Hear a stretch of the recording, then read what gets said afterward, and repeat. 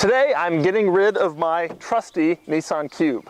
But before I do that, I decided to film a little video showing you some of its finer points. We're going to start with styling because that's the Cube's biggest selling point, namely the fact that even though they call it the Cube, every single surface is round.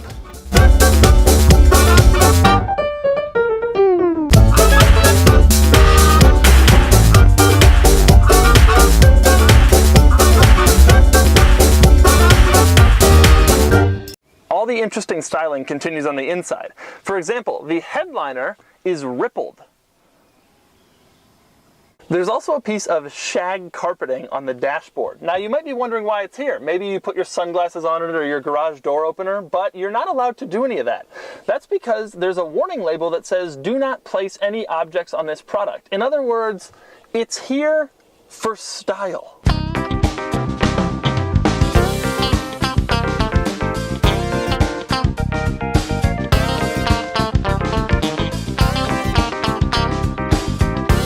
And if all that wasn't cool enough, the rear floor mat is also rippled.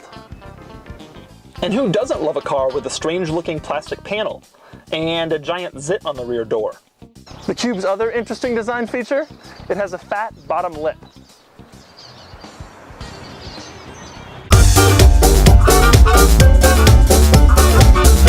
For a small car, the Cube also makes a lot of noise. Now part of that is due to the CVT transmission.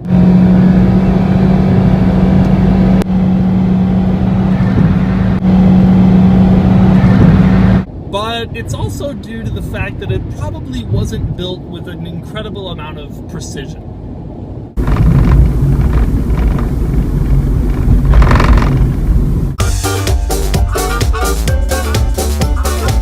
The Cube is also insanely practical and easy to use. For example, there's none of that lifting your tailgate over your head thing. That's because the Cube isn't a hatchback.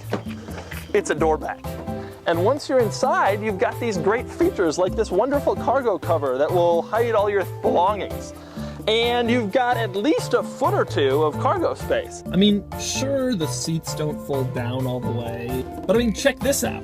There's a cup holder on the left side of the steering wheel. Do you have a cup holder on the left side of the steering wheel? The Cube also features this awesome wraparound rear glass. Although you get inside and you learn that the glass doesn't really wrap around. If you're wondering how I ended up with the Nissan Cube, the answer is that I inherited from a family member.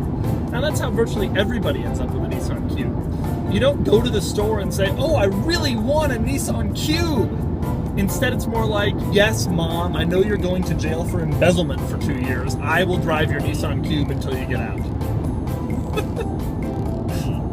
But I'm moving across the country, so it's finally time to let the Cube go.